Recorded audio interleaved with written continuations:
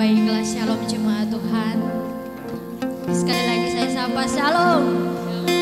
Puji Tuhan, berkat anugerah dari Tuhan kita boleh dipersatukan lagi di tempat ini. Kita mau datang untuk memuliakan nama Tuhan di tempat ini. Mari kita semua tos kiri kanannya dan dikatakan sukacita melimpah dalam dirimu. Salam corona, sukacita melimpah dalam dirimu. Siapkan setiap hati dan pikiran kita mau datang dalam hadirat Tuhan. Kita sambil teduh sejenak, bakal mengucap syukur Tuhan buat setiap kebaikan-Mu Tuhan luar biasa dalam setiap hidup kami Bapa. Terima kasih buat setiap pertolongan-Mu Tuhan Yesus yang terus kami rasakan dalam setiap kehidupan kami Bapa. Terima kasih juga buat setiap pertolongan-Mu sehingga Tuhan boleh persatukan kami di tempat ini Tuhan Yesus. Tempat ini Tuhan, dalam penutupan semester ini Tuhan Yesus, kami akan mengucap syukur dan menghadirat-Mu Tuhan Yesus. Kami datang di tempat ini memuliakan nama-Mu Bapa.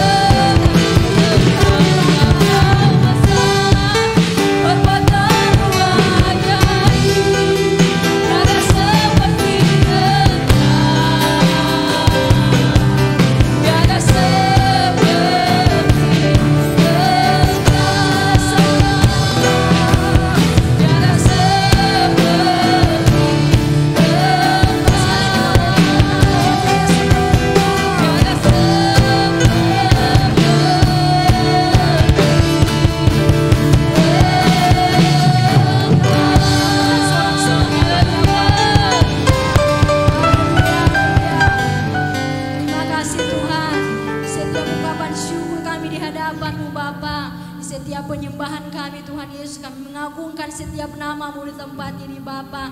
Kami akan percaya bahwa setiap penyembahan kami di saat sore hari ini Tuhan Yesus berkenan di hadapan-Mu, bahkan berbau dupa yang harum di hadapan-Mu Bapa.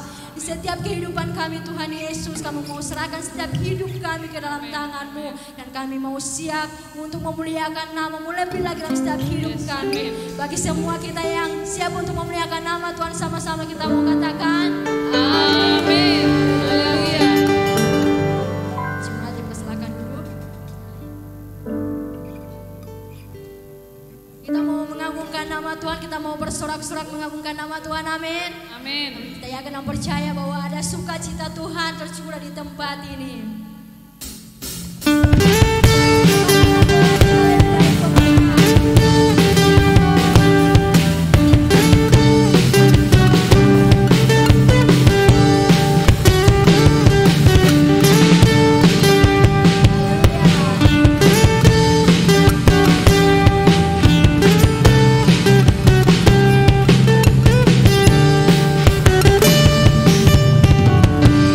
Dari pemenang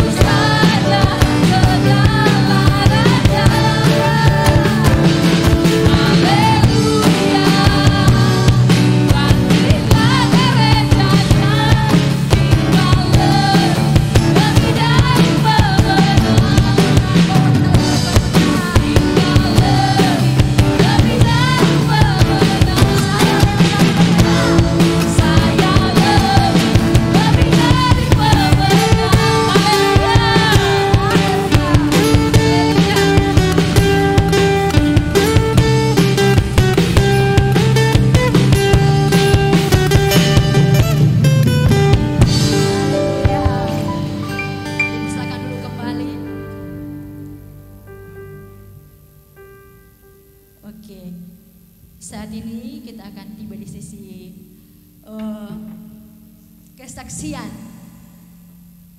Saya akan memberikan kesaksian buat teman-teman kurang lebih selama 5 bulan ya. Kita semasa praktek di semester akhir. Dan saat ini saya mau memberikan kesempatan buat teman-teman yang mau bersaksi.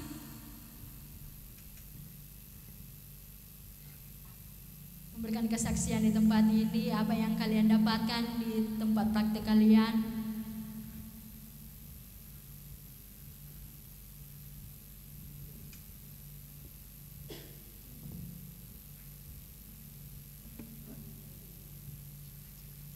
Oke, kalau seperti ini kan semua nunjuk-nunjuk di kanan siapa yang mau bersaksi. Dan saat ini saya mau duluan mau bersaksi buat Tuhan.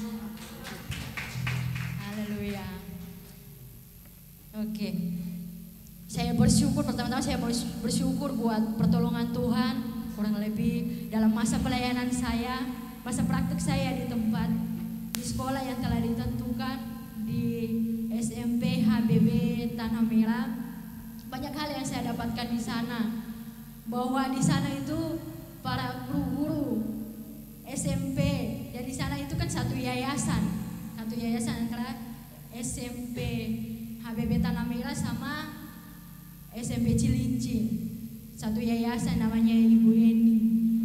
Saya bersyukur punya yayasan yang luar biasa. Di sana bukan dituntut, sebagai guru-guru dituntut bukan saja untuk memberikan ilmu pengetahuan sebagai guru di sekolah, tetapi di sana dituntut sebagai bagaimana anak-anak itu mempunyai karakter yang lebih baik untuk lebih lagi mengenal Tuhan. Jadi yayasan itu kalau di sekolah sana mereka kalau dikasih video mengenai pembelajaran dalam kelas itu kayaknya kurang menarik bagi beliau. Tetapi kalau ketika di video mengenai masing-masing siswa untuk berkhotbah, dia senang, beliau sangat senang. Jadi makanya guru-guru semuanya dituntut harus benar-benar mendorong setiap anak siswanya untuk benar-benar lebih mengenal Kristus dalamnya, untuk lebih karakter lebih dibentuk di sana. Makanya di sana juga kami sebagai mahasiswa praktik juga, saya sama Pak Berkat juga, kami sangat dihargai di sana. Segala apapun kegiatan kami terus dilibatkan. Bahkan kami juga dalam pembagian kunjungan ke rumah-rumah siswa, untuk pergi ke rumah-rumah bagi siswa yang mungkin yang nggak hadir atau apa, ke siswa-siswa yang benar-benar mempunyai suatu masalah, kami datang ke rumah masing-masing untuk ada konseling. Jadi kami itu bukan, saya bersyukur juga di asrama juga kami diajarkan mengenai mentori siswa, mentori sesama ya kalau di asrama untuk adik-adik tinggal. Tapi di sana juga kami sebagai mentor, kami mentori anak-anak didik kami. Jadi di sana juga kami benar-benar dituntut sebagai guru-guru untuk mentori anak-anak didik, untuk bawa mereka lebih lagi mengenal Yesus dalamnya. Jadi saat itu saya bersyukur juga karena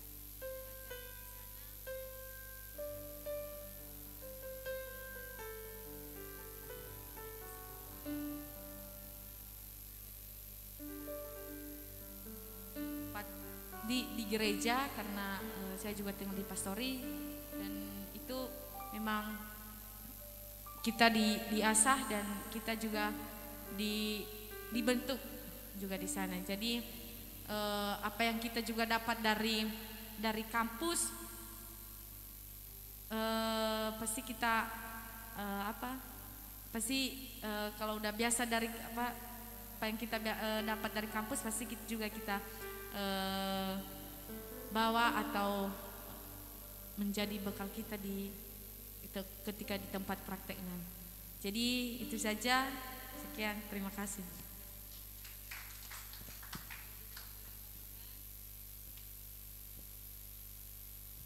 Haleluya, puji nama Tuhan. Siapa yang diberkati oleh kesaksian tadi boleh lambaikan tangannya. Kita beri kemuliaan buat Tuhan kita, amin. Amin. Kita semua diberkati Tuhan di tempat ini, amin. Sebentar kita akan mau memuji Tuhan. Kita sama-sama bangkit berdiri. Kita mau katakan bahwa Yesus adalah Raja mulia, amin. Amin.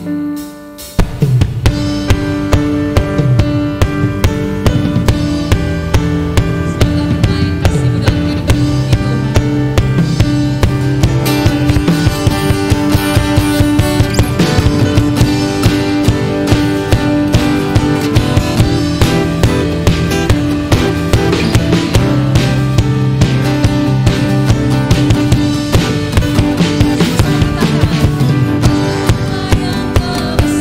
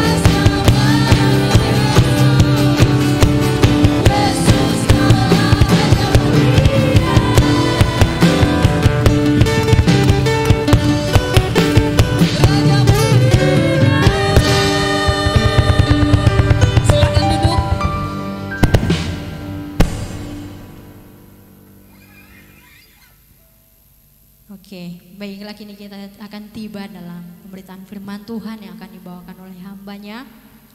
Kita berdoa. Kami ucap syukur Tuhan setiap hidup kami Bapa.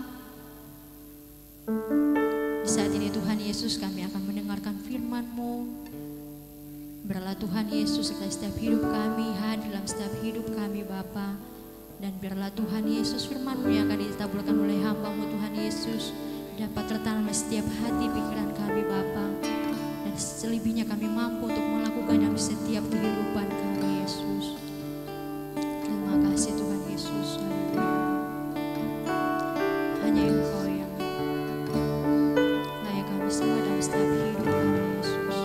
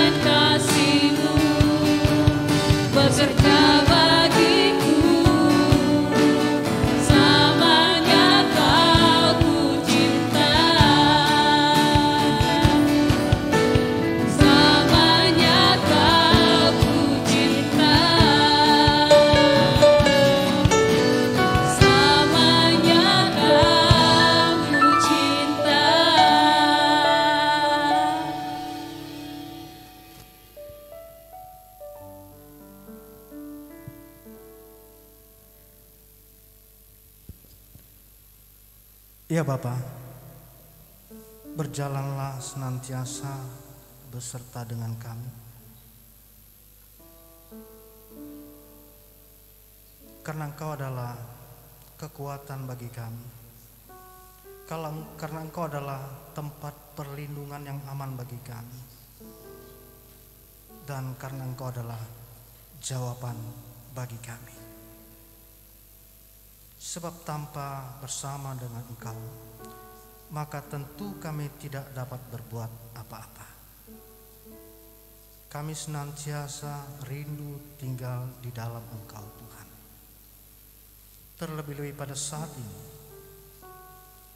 di mana kami mau duduk diam mendengarkan kebenaran firman Allah. Kami rindu Tuhan berbicara kepada kami.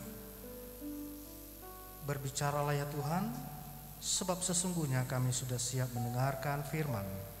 Di dalam nama Tuhan kami Yesus Kristus, kami berdoa dan bersyukur. Amin. Salam Bapak Ibu Saudara. Bapak Ibu Saudara yang diberkati di dalam nama Tuhan Yesus Kristus. Pada saat penutupan semester STT Susugos Jakarta, kita akan merenungkan satu kebenaran firman Tuhan dengan tema menakar panggilan hamba Tuhan yang diambil dari 1 Petrus pasal yang kedua ayatnya yang ke-9.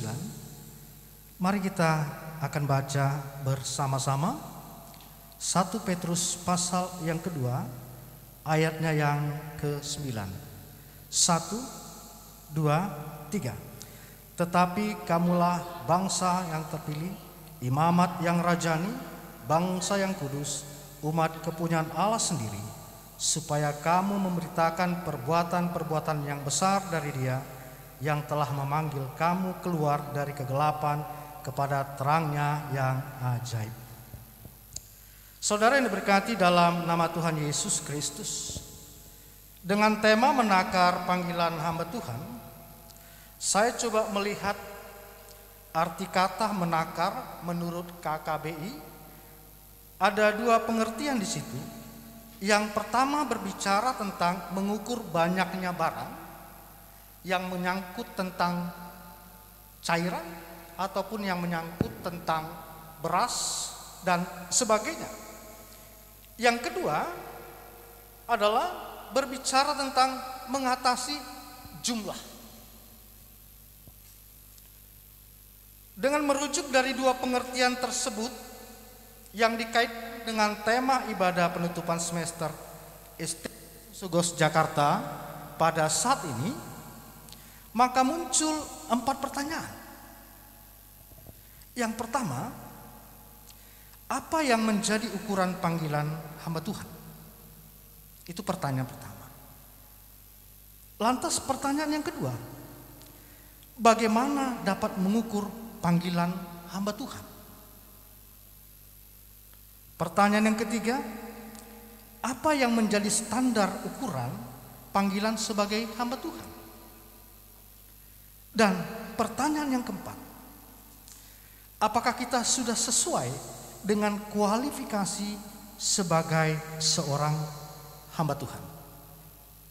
Saudara yang diberkati dalam nama Tuhan Yesus Kristus, di dalam surat 1 Petrus pasal 2 ayat yang ke-9, maka di situ kita coba dapat satu penjelasan. Ada 4 identitas yang merupakan suatu ukuran sebagai hamba Tuhan. Apa yang dikatakan dalam surat 1 Petrus pasal 2 ayat 9 ini? Yang pertama adalah berbicara tentang identitas sebagai bangsa yang terpilih. Saudara berbicara mengenai identitas sebagai bangsa yang terpilih, maka itu juga tentu berbicara tentang value. Maka itu juga berbicara tentang nilai. Dan tatkala berangkat dari satu value yang berharga di mata Allah, maka saudara itu secara bertanggung harus hidup di dalam ketaatan, harus hidup di dalam kesetiaan kepada Allah. Bagaimana kita dapat mengelola hidup ini secara bertanggung jawab?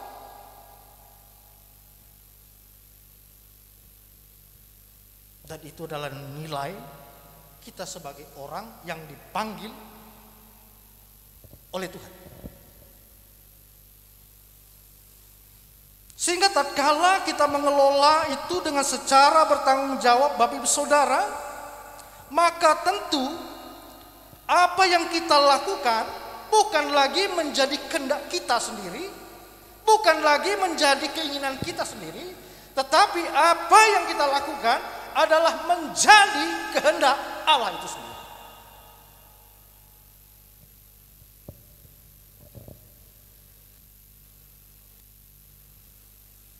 Saudara, dengan berdasarkan identitas sebagai bangsa yang terpilih, maka saudara harus meyakini diri bahwa saudara adalah orang-orang yang bernilai. Saudara harus meyakini bukan saja saudara itu sebagai orang-orang yang bernilai, tetapi saudara juga menjadi orang-orang yang berharga. Bukan saja menjadi orang-orang yang berharga, tetapi saudara juga menjadi orang-orang yang diperhitungkan untuk melakukan sesuatu dan untuk melakukan perubahan. Jadi bukan hanya bernilai, tapi saudara juga menjadi orang-orang yang berharga, dan saudara juga menjadi orang-orang yang diperhitungkan. Tatkala saudara berada di tengah-tengah pelayanan, maka saudara dilihat sebagai orang yang bernilai. Maka saudara dilihat sebagai orang yang berharga. Maka saudara dilihat sebagai orang yang diperhitungkan. Tatkala saudara berada di satu komunitas, maka 3 hal ini yang akan melekat. Sehingga tentu tatkala kita berada, maka orang memiliki satu kekuatan kepada kita untuk kita hadir beserta dengan mereka. Mengapa? Karena saudara memiliki identitas sebagai bangsa yang terpilih.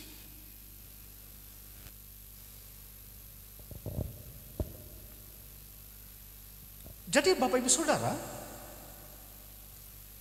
berdasarkan identitas ini juga lah, maka saudara benar-benar percaya bahwa saudara dipanggil oleh Tuhan untuk melakukan perkara-perkara yang besar.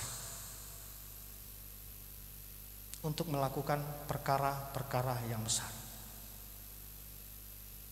Pertanyaan sederhana, apakah saudara meyakini bahwa saudara itu adalah orang-orang yang dipilih?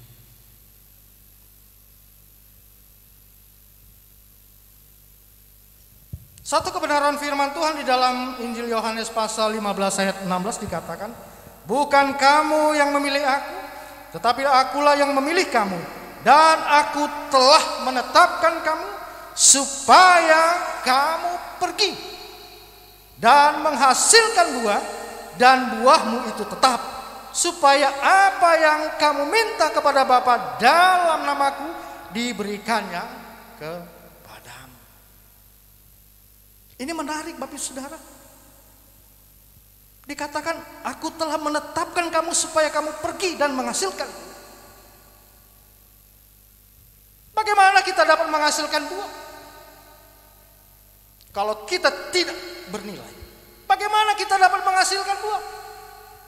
Kalau kita menjadi orang yang tidak diperhitungkan, kalau kita tidak menjadi orang yang mendapatkan satu penghargaan.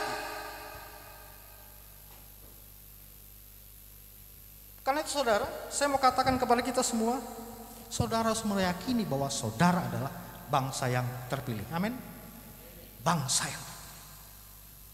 Demikian Bapak Ibu Saudara, saudara sebagai mahasiswa datang di tempat ini, di STT Susugos, saudara dibentuk, saudara diproses, saudara harus meyakini dengan diri saudara bahwa saudara dipanggil untuk dibentuk, untuk diproses menjadi sesuatu yang berarti di tengah-tengah pelayanan dimanapun Bapak Ibu Saudara. Itu keyakinan, itu penting sekali.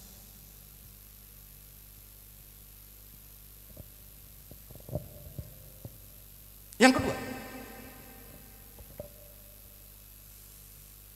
kedua adalah identitas sebagai imamat yang rajani.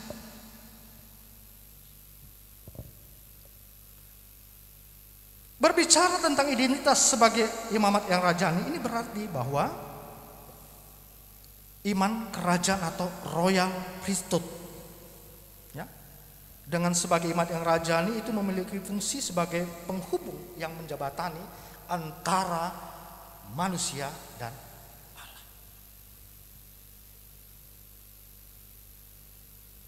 Saudara yang berkati dalam nama Tuhan Yesus, saya mau katakan kepada kita bahwa kita adalah difungsikan sebagai jembatan atau menghubungkan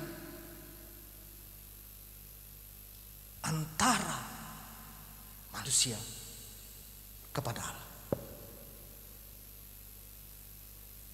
Saudara sebagai orang-orang yang masuk ke dalam dunia teologi, saudara juga harus menyadari bahwa saudara adalah orang-orang yang menjembatani hubungan itu.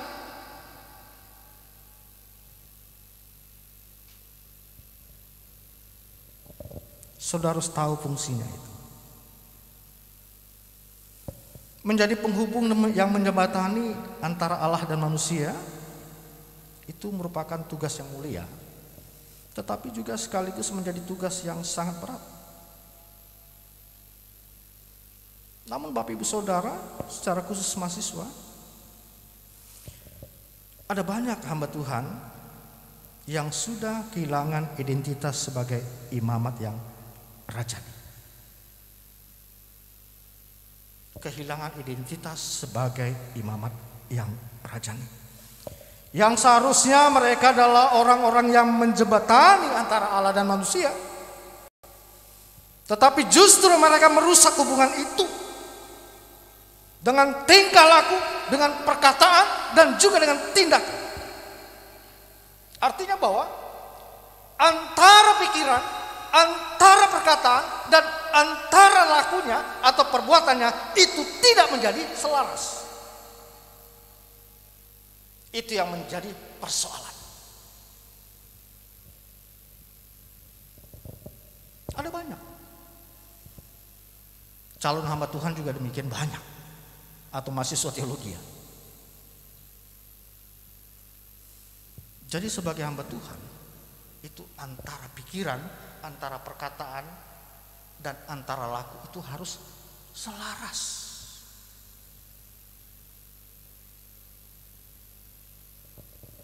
Kalau tidak itu terjadi, maka jelas orang tersebut adalah orang yang belum selesai terhadap dirinya sendiri.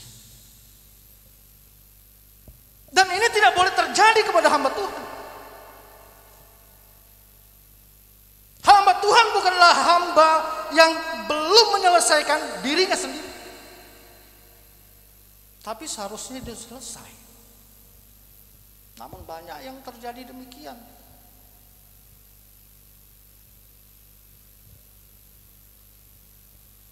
Jadi yang kedua Bapak Saudara, identitas sebagai imamat yang rajani. Lantas yang ketiga, identitas sebagai bangsa yang kudus.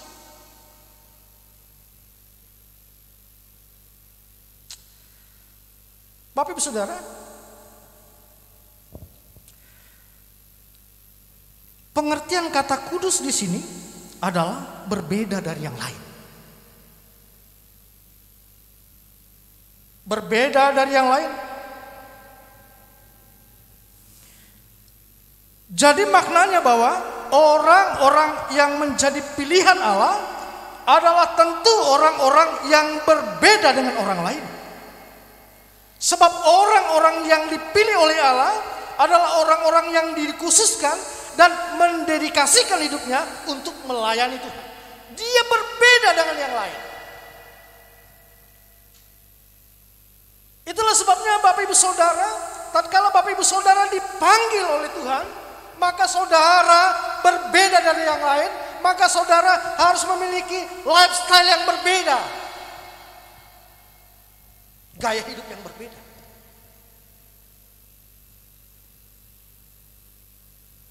Tidak lagi seperti awal.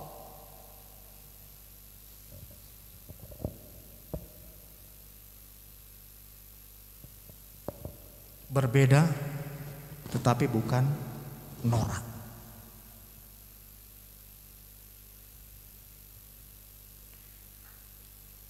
Ini penting sekali Bapak Saudara. Penting sekali Bapak Ibu Saudara secara khusus mahasiswa boleh coba merenungkan, boleh coba mengintrospeksikan. Selama saya dibentuk di proses di STT Sugos,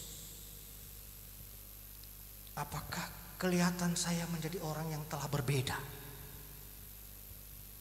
Atau masih tetap sama? Sedikit kesaksian. Sewaktu saya menjadi mahasiswa teologi, saya latar belakangnya sekuler. Satu ketika saya mampir di toko buku BPK Gunung Mulia. Saya mendapatkan satu buku kecil, tipis. Judulnya apa? Tolong pendeta saya frustasi. Ini menarik. Tolong pendeta saya frustasi. Saya baca buku itu sampai selesai. Dan saya lihat apa yang ditulis di buku itu. Itu merupakan fakta yang sebenarnya. Fakta yang sebenarnya yang terjadi di dunia teologi. Salah satu dikatakan di situ, ada orang masuk ke dalam sekolah teologi padahal itu bukan tujuan. Ada banyak yang melatar belakangnya. Ada latar belakang karena kekecewaan. Ada latar belakang karena sudah tidak lagi diterima di universitas negeri atau manapun. Sehingga jalan terakhirnya adalah sekolah teologi. Bahkan ada ketidakmampuan di dalam menyekolahkan. Sehingga apa? Ada tawaran daripada dia untuk masuk sekolah teologi mumpung lagi gratis. Mumpung lagi gratis. Dan pada akhirnya apa? Itu jawaban jadi judul tadi. Tolong pendeta saya frustasi. Itulah Bapak Ibu Saudara secara mahasiswa harus betul-betul meyakini bahwa saudara itu dipanggil dan dipilih untuk menjadi hamba Tuhan.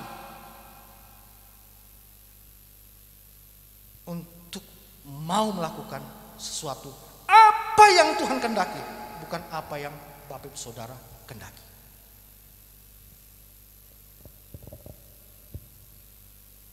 Jadi yang ketiga adalah kita harus berani tampil beda. Sungguh harus berani tampil beda. Amin. Berani tampil beda. Yang terakhir, yang keempat. Yang keempat adalah bagaimana menakar itu identitas sebagai umat kepunyaan Allah. Dikatakan dalam Roma pasal 14 ayat 8. Sebab jika kita hidup untuk Tuhan, dan jika kita mati untuk Tuhan. Jadi baik hidup atau mati, kita adalah milik Tuhan. Baik hidup atau mati, kita adalah milik Tuhan. Oleh karena itu saudara, bahwa kita harus mengingat, kita adalah orang-orang yang penting di mata Tuhan. Kita adalah orang-orang yang menjadi kepunyaan Allah. Dan Allah mau bagi kita semua agar kita dapat memberitakan perbuatan yang besar untuk memuliakan nama Tuhan. Saudara adalah milik kepunyaan Allah. Jika saudara milik kepunyaan Allah, jika saudara menjadi berharga di mata Allah, bernilai di mata Allah, maka tentulah Allah akan memelihara, tentulah Allah akan memberikan perlindungan dimanapun saudara berada untuk menyaksikan cinta kasih Allah. Yang keempat, saudara adalah milik kepunyaan Tuhan. Amin. Katakan, saya milik kepunyaan Tuhan. Puji Tuhan. Puji Tuhan. Apa yang menjadi pointer kita pada saat ini? Yaitu 4 hal tadi. Dengan tema adalah menakar panggilan hamba Tuhan. Pointer yang pertama adalah identitas sebagai bangsa yang terpilih. Saudara adalah orang-orang pilihan Allah. Yang kedua, identitas sebagai imamat yang rajani. Saudara adalah yang menjembatani, yang menghubungkan antara manusia dengan Allah. Jangan rusak itu. Jangan pernah merusak jembatan itu. Kita harus menyadari bahwa kita yang menjembatani. Yang ketiga, identitas sebagai bangsa yang kudus. Berbeda dengan yang lain. Saudara harus memiliki lifestyle yang berbeda. Agar supaya nama Tuhan dipermuliakan. Yang keempat, bahwa saudara memiliki identitas sebagai umat kepunyaan Allah. Dengan demikian, tentu Allah pasti akan memelihara hidup saudara. Allah pasti akan memberikan perlindungan bagi saudara. Allah pasti beserta dengan saudara selama-lamanya. Sebagai ayat terakhir, kita akan baca bersama-sama di sini di dalam Efesus pasal 2 ayatnya yang ke-10. Efesus pasal 2 ayat yang ke-10. Sudah ketemu? Mari kita akan baca sama-sama. 1, 2, 3. Karena kita ini buatan Allah, diciptakan dalam Kristus Yesus untuk melakukan pekerjaan baik yang dipersiapkan Allah sebelumnya. Ia mau supaya kita hidup di dalamnya. Tuhan Yesus memberkati kita semua. Amin. Mari kita berdoa. Kami boleh bersyukur untuk kebenaran firman Tuhan. Sehingga kami boleh mengerti bahwa identitas kami sebagai bangsa yang terpilih. Bahwa identitas kami sebagai imamat yang rajani. Bahwa identitas kami sebagai bangsa yang kudus. Bahwa identitas kami sebagai umat kepunyaan Allah. Dengan menyadari demikian Tuhan, maka tentu kami mau melakukan segala hal yang Tuhan kehendaki kami perbuat. Kami mau menjadi orang yang bernilai. Kami mau menjadi orang yang berharga. Kami mau menjadi orang yang diperhitungkan. Semuanya demi hormat dan kemuliaan nama Tuhan. Terima kasih Bapa di dalam surga untuk kebenaran firman Tuhan pada sore hari ini. Terpujilah Engkau Tuhan kekal selama-lamanya. Di dalam nama Tuhan kami Yesus Kristus, kami berdoa dan mengucap syukur. Haleluya. Amin.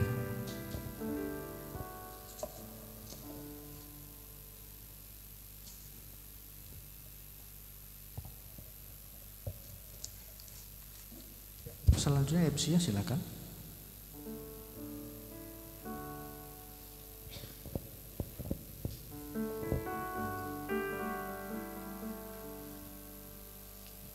Kita menutup ibadah kita.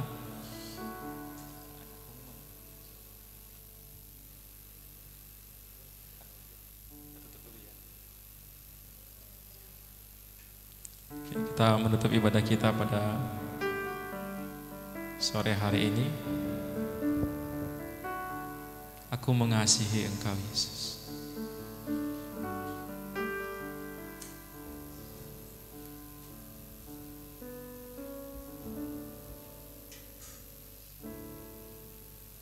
Saya undang Pak Mangunson nanti untuk menutup dalam doa.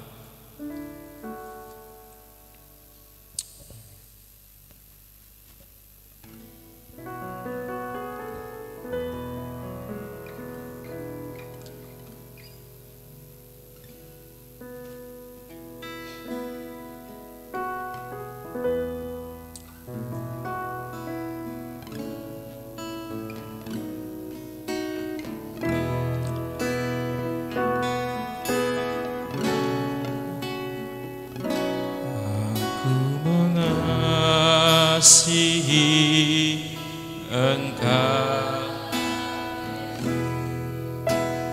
dengan segenap hatiku. Aku mengasihi Engkau Yesus dengan segenap. Sekali lagi bersama-sama, aku mengasihi. Mari kita bangkit berdiri. Aku mengasihi, amin, Engkau Yesus dengan segenap hatiku. Aku mengasihi Engkau Yesus dengan segenap jiwa. Ku renungkan firman-Mu siang dan malam. Ku pegang perintah-Mu dan ku lakukan. Engkau tahu ya Tuhan, tujuan hidupku hanyalah untuk menyenangkan hati-Mu. Ku renungkan firman-Mu siang dan malam. Ku pegang perintah-Mu dan ku lakukan. Engkau tahu ya Tuhan, tujuan hidupku hanyalah untuk menyenangkan. Ku renungkan firman-Mu siang dan malam. Ku pegang perintah-Mu dan ku lakukan. Engkau tahu ya Tuhan, tujuan hidupku hanyalah